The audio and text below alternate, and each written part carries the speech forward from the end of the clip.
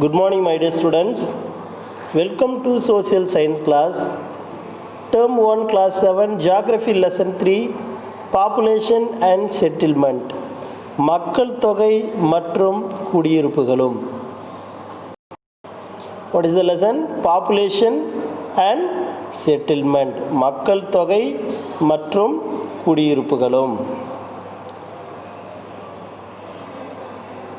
So learning objectives, கற்றல் நோக்கங்கள், to know the population, races and their classifications, மனித இனம் அவற்றின் வகைப்பாடுகளை அறிதல்.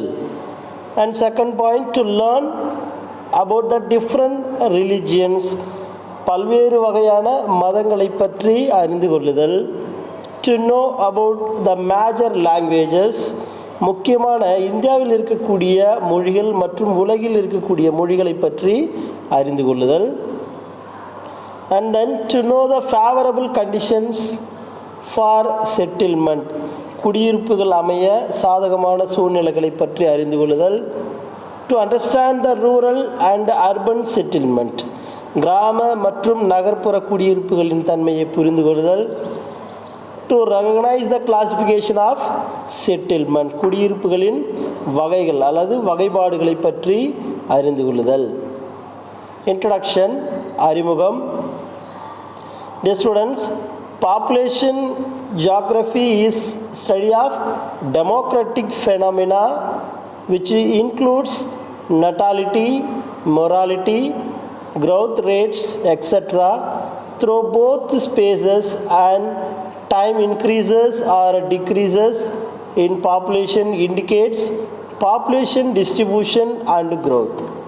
Dear students, population geography is study of demographic phenomena. So மக்கள் இந்த புவியில் பல்வேறு விதமான அமைப்புகளில் காணப்படுகிறார்கள். அதுவும் குறிப்பாக நெட்டாலிட்டி, அவர்களுடைய விகிதம், மொராலிட்டி, பிறப்பு விகிதம், இறப்பு விகிதம் இருக்குது. So and then through both space and time, இது வந்து பாருங்கள் பல்வேறு காலகட்டங்களில் அங்கே இருக்கக்கூடிய சூழ்நிலைக்கு தகுந்தாற் போல மக்களுடைய அமைப்பு விதம் காணப்படுகிறது. ஸோ இன்க்ரீஸ் ஆர் டிக்ரீசஸ், சில இடங்களில் மக்கள் தொகை அல்லது மக்கள் பரவல் அதிகமாக இருக்கும், சில இடங்களில் குறைவாக இருக்கும். In population indicates distribution and the growth, அதாவது குறிப்பாக இந்த ஒரு இடத்திலிருந்து மக்கள் ஒரு இடத்திற்கு இடம்பெயர்கிறார்கள். Population indicates population distribution and growth, அதாவது மக்கள் பரவல் தான் இதற்கு ஒரு முக்கியமான காரணிகளாக இருக்கிறது. The study of movement and mobility of population is called migration. So migration, which means the people or individual or group people move from one place to another places. ஒரு இடத்திலிருந்து மற்றொரு இடத்திற்கு ஒரு மனிதன் அல்லது மனித இனங்களின் கூட்டம் அல்லது குடும்பம் பல்வேறு காரணங்களுக்காக இடம்பெயர்வது. So migration. among the human people from place to place, ancient origin is grouped under the major races such as language and religions. அதுவும் குறிப்பாக among the human people, இந்த மனிதருக்கு மத்தியில் எல்லாருமே எப்படி இருக்கிறாங்க, ஃப்ரம் பிளேஸ் டு பிளேஸ், ஒரு இடத்துலேருந்து இன்னொரு இடத்துக்கு மூவ் ஆகிறாங்க. Ancient origin is grouped. பழைய காலத்தில் அப்படின்னு பார்த்தீங்கன்னா அதிகமாக இனங்கள் தான் இது தோன்றி இருந்தது. அந்த தோன்றி இருந்த இனம் பல வகையான பிரிவுகளாக இருந்தது. Major races such as language and religion, அதுவும் குறிப்பாக அது எப்படி பெருமளவில் நம்ம பிரிக்கிறோம் அப்படின்னு சொன்னால் அவங்களுடைய மொழி மற்றும் மதத்தின் அடிப்படையில் மனிதர்கள் பிரிக்கப்படுகிறார்கள். த ரேசஸ், மனித இனம். இந்த மனித இனங்கள் எப்படிலாம் இங்கு காணப்படுகிறது. Race has been defined as biological grouping. Races has been defined as biological grouping within the human species. அதாவது மானுட பிரிவை அவர்களின் பௌதீக மற்றும் உயிரியல் பண்புகளின் அடிப்படையில் பிரிக்கிறோம். நாம் எப்படி பயாலஜிக்கல் குரூப்பிங், உயிரியல் பண்பின் அடிப்படையிலும் ஸோ அது மட்டும் கிடையாது. வித்தின் த ஹியூமன் ஸ்பீசஸ், மனிதனுடைய இனத்தின் அடிப்படையிலையும் அவனை என்ன பண்ணுறோம், தனித்தனியாக இனத்தை பிரிக்கிறோம். The races is a group of people with more or less permanent distinguishing characteristics that are inherited. அதாவது ஒரே பண்புகள் மற்றும் பழக்க வழக்கங்களை பாருங்க. The race is group in people with more or less permanent distinguishing characteristics that are inherited. அதுலேயும் இந்த ஒரே மாதிரியான பண்புகள் பழக்க வழக்கங்களை காலங்காலமாக மக்கள் பின்பற்றி கொண்டிருக்கிறார்கள். ஸோ அப்படி பின்பற்றக்கூடிய மக்கள் குழுவை நாம் மனித இனம் என்று அழைக்கிறோம். மனித இனம் என்று அழைக்கிறோம்.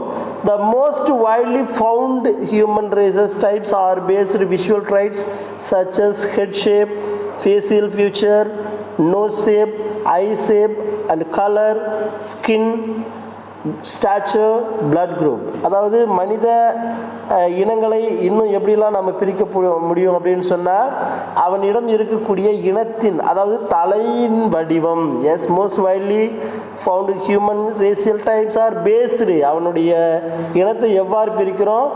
Traits such as head shape, அவனுடைய தலையின் அமைப்பு, தலையின் வடிவம் எப்படி இருக்கிறது அப்படின்றத பிரிக்கிறோம். So and then facial features, முகம், அவனுடைய முகம் எப்படி, முகத்தோற்றம் எவ்வாறு இருக்கிறது. நோஸ் ஷேப், மூக்கு, அவனுடைய மூக்கின் அமைப்பு. ஐ ஷேப், அவனுடைய கண்களின் உருவ அமைப்பு. அண்ட் கலர், அவனுடைய நிறம். ஸ்கின், தோலின் நிறம், ஸ்கின் கலர், தோலின் நிறம். ஸ்டாச்சர், மொத்தமாக அவனுடைய உயரம். பிளட் குரூப், அவனுடைய இரத்தத்தின் வகை போன்ற காரணிகளை அடிப்படையாக கொண்டு மனித இனத்தை நாம் முக்கியமாக பிரிக்கிறோம். Yes, the major world human races are, உலகில் முக்கியமாக மனித இனங்கள் 4 வகையாக பிரிக்கப்படுகிறது. First one, Caucasoid, the European people. Negroid, African people. Mongoloid, Asiatic people. Australoid, Australian people. First one is Caucasoid, Negroid, Mongoloid, Australoid. These are the 4 major human races. இதுதான் உலகின் முக்கியமான 4 மனித இனங்களாக பிரிக்கப்பட்டிருக்கிறது. So these are the Caucasoid, Negroid, Mongoloid and Australoid. So இவர்கள் தான் மனித இனத்தின் முக்கியமான 4 பிரிவை சார்ந்தவர்கள். ஸோ இவர்களின் நிறம், தோற்றம், மூக்கின் அமைப்பு, கண்களின் அமைப்பு, உருவம், நிறம் போன்ற பல்வேறு விதமான அடிப்படையின் கொண்டு இவர்களை பிரித்திருக்கிறோம். So human geography is the study of man and his surroundings to the natural environment.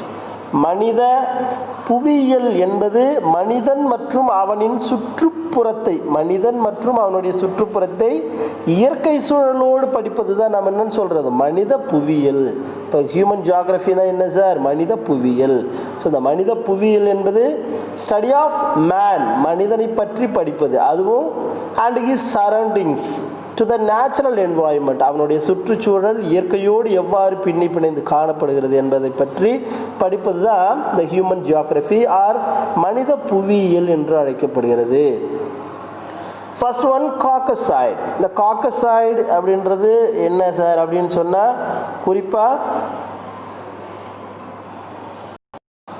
Caucasoid which means காக்கச இனம் என்று அழைக்கப்படுகிறது. The Caucasoid is known as European race. இந்த காக்கச இன மக்கள் என்பவர்கள் ஐரோப்பிய இனத்தை சார்ந்தவர்கள். This group is the one with fair skin and dark brown eyes, wavy hair and narrow nose.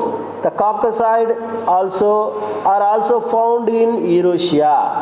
Dear students, the Caucasoid இனம் என்பது ஐரோப்பிய இனம் என்றும் அழைக்கப்படுகிறதுன்னு சொன்னோம். ஸோ இவ்வின மக்கள் எப்படி சார் இருப்பாங்க? Fair skin.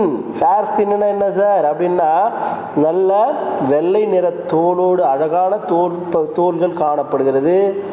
டார்க் ப்ரௌன் இருக்கும்.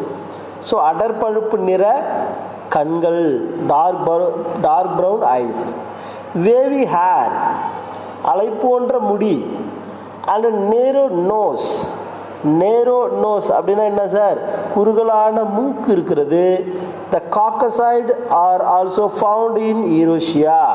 ஸோ இவர்கள் யூரோஷியாவிலும் அதிகமாக காணப்படுகிறார்கள். செகண்ட் ஒன் நீக்ராய்டு இனம், நீக்ரோ இனம் என்று அழைக்கப்படுகிறது. இந்த நீக்ரோ இன மக்கள் எப்படி சார் இருப்பாங்க? The Negroid have the dark eyes, கருமை நிற கண்கள்.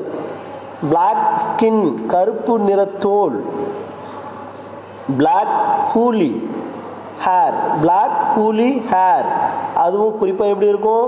கருப்பு நிறத்தால் ஆன தலைமுடிகள் இருக்கும். அதுவும் குறிப்பாக சுருள் வடிவத்தில் இருக்கக்கூடிய முடிகள். வைடு நோஸ், அகலமான மூக்கு. லாங் ஹெட், நீளமான தலை இருக்கும். அண்ட் திக் லிப்ஸ், தடித்த உதடுகளை கொண்டவர்களாக இவர்கள் காணப்படுகிறார்கள். They are living in different parts of Africa, ஆப்பிரிக்காவின் பல்வேறு பகுதிகளில் இவர்கள் வாழ்ந்து வருகிறார்கள். அண்ட் தென் மங்கோலாய்ட்ஸ், மங்கோலிய இனம். The Mongoloids race is commonly known as the Asian American race. மங்கோலிய இன மக்கள் பொதுவாக ஆசிய மற்றும் அமெரிக்க இனத்தவர்கள் தான். The Mongoloid have the light yellow to brown. So எப்படி இருப்பாங்க sir? Light yellow to brown skin, அதாவது வெளிர் நிற மஞ்சள், அதிலிருந்து பழுப்பு நிற தோல். ஸோ அது வரைக்கும் அவங்க காணப்படுவாங்க. லைட் yellow அண்ட் ப்ரௌன் ஸ்கின்ல இருப்பாங்க. ஸ்ட்ரைட் ஹேர், நீளமான முடிகள் அவர்களிடம் காணப்படுகிறது. ஃப்ளாட் ஸ்பேஸ், தட்டையான முக அமைப்பு. ப்ராட் ஹெட், பெரிய தலை. மற்றும் மீடியம் நோஸ், எப்படி இருக்கும்? இவர்கள் சாதாரணமான அளவான மூக்கு அமைப்புகள் காணப்படுகிறது. Such people are found in Asia and Arctic region, Asia மற்றும் ஆர்டிக் பிரதேசங்களில் இவர்கள் காணப்படுகிறார்கள். அண்ட் தென் ஆஸ்ட்ரலாய்டு இனம். ஆஸ்ட்ரலாய்டு ஹாவ் வைடு நோஸ், இவர்களுக்கும் பாருங்கள் மூக்கு எப்படி இருக்குது? அகலமான மூக்காக இருக்குது. கர்லி ஹேர், இந்த முடி வந்து சுருட்டையான முடிகள் காணப்படுகிறது. டார்க் ஸ்கின், கருப்பு நிற தோலோடு காணப்படுவார்கள். அண்ட் ஷார்ட் இன் ஹைட், உயரத்தில் எப்படி இருக்கிறாங்க அப்படின்னு பார்த்தோன்னா ரொம்பவும் குட்டையானவர்களாக காணப்படுகிறார்கள். They are living in Australia and Asia, Australia மற்றும் ஆசியா போன்ற பகுதிகளில் இவர்கள் அதிகம் காணப்படுகிறார்கள். ரேசஸ் ஆஃப் இந்தியா, இந்தியாவில் இனம். ஸோ இந்தியாவில் எந்தெந்த இனங்கள்லாம் அதிகமாக காணப்படுகிறது சார் அப்படின்னு சொன்னால், India is said to be one of the cradle land of human civilization. India is said to be the one of cradle lands of human civilization. இந்த இந்தியாவில் மனிதம் இனம் வந்து நாகரிகத்தின் தொட்டில்களில் ஒன்றாக திகழ்கிறது. பலவிதமான நாகரிகங்களின் தொட்டில்களாக திகழ்கிறது. ஸோ ஏன் சார்? த ஏன்சியன்ட் இண்டஸ் வேலி சிவிலைசேஷன், பண்டைய நாகரிகங்களில் முக்கியமான ஒன்று தான் இந்த இண்டஸ் வேலி சிவிலைசேஷன். இது சிந்து வெளி நாகரிகம்னு சொல்லுவோம். In India was believed to have been Dravidian origin in the northern India. So அதுவும் குறிப்பாக இந்த திராவிடர்கள் தோற்றம் வந்து பண்டைய சிந்துவெளி நாகரிகத்தில் இருந்து தான் தோன்றியது என்று நம்பப்படுகிறது. And then the Dravidian people were pushed south when the Indo-Aryan came to in later. So இந்தோ ஆரியர்கள் அங்கு சிந்துவெளிக்கு வந்ததுக்கு பிறகு ஸோ இங்கிருந்த நம்ம குறிப்பாக அந்த இந்துஸ் வேலி பீப்புள் தான் push out when the Indo Aryans came to in later, அந்த தென்னிந்தியாவிற்கு இவர்கள் வந்திருக்க வேண்டும் என்பதும் நம்பப்படுகிறது. South India was dominated by the 3 Dravidian kingdoms. அதுவும் தென்னிந்தியாவில் குறிப்பாக 3 திராவிட அரசர்கள் ஆட்சி செய்து இருக்கிறார்கள். ஆஃப் த சேரா, சோலாஸ் அண்ட் த பாண்டியாஸ். அவர்கள் யார்? சேரர்கள், சோழர்கள் மற்றும் பாண்டிய மன்னர்களால் இந்த பகுதி ஆதிக்கம் செலுத்தப்பட்டிருந்தது. த திராவிடன் லாங்குவேஜஸ், முக்கியமாக திராவிட மொழிகள் என்று அழைப்பது Tamil, Telugu, Kannada, Malayalam and Tulu. So almost all the Dravidians live in the southern part of India. அதுவும் குறிப்பாக தமிழ், தெலுங்கு, கன்னடம், மலையாளம், துளு ஆகியவை திராவிட மொழிகள் என்று அழைக்கப்படுகிறது. பெரும்பாலும் இவர்கள் இந்தியாவின் தென்பகுதியில் வாழ்ந்து வருகின்றார்கள். So religions means a particular system of faith. Religion என்பது அதாவது மதம் என்பது ஒரு குறிப்பிட்ட நம்பிக்கையையும் and worship வழிபாட்டையும் குறிப்பது. ஓகேவா? which brings human being with human society. Religion is a symbol of group identity and cultural rallying point. இது மனிதர்களை மனித சமுதாயத்துடன் சேர்க்கிறது. மதம் ஒரு குழுவின் அடையாளமாகவும் கலாச்சார புத்துணர்வின் அடையாளமாகவும் இது திகழ்கிறது. கிளாசிஃபிகேஷன் ஆஃப் ரிலிஜியன், மதங்களின் வகைப்பாடு. யூனிவர்சலைசிங் religion, ethnic religions, tribal or traditional religions. These are the three types of religions in the world. Christian, the universalizing religion அப்படின்னு சொல்லுவோம். உலகளாவிய மதங்கள் Christian, Islam, Buddhism. These are the major three religions in the world. And then ethnic religion, மனித இனப்பிரிவு மதங்கள். மனிதன்கிட்டேருந்து தோன்றியது, பிரிந்தது அப்படின்னு சொன்னால் இங்கே இருக்கக்கூடியது ஜூடோயிசம், ஹிந்துயிசம், ஜப்பானீஸ் அண்டு ஷாண்டோயிசம். ஸோ இதெல்லாம் பார்த்திங்கன்னா முக்கியமானது. ஸோ ட்ரைபல் ட்ரெடிஷ்னல் ரிலிஜியன்ஸ் அப்படின்னு சொல்கிறது நாடோடிகள் அல்லது பாரம்பரிய மதங்கள். எது? Animism, shamanism and shaman. So these are the other religion.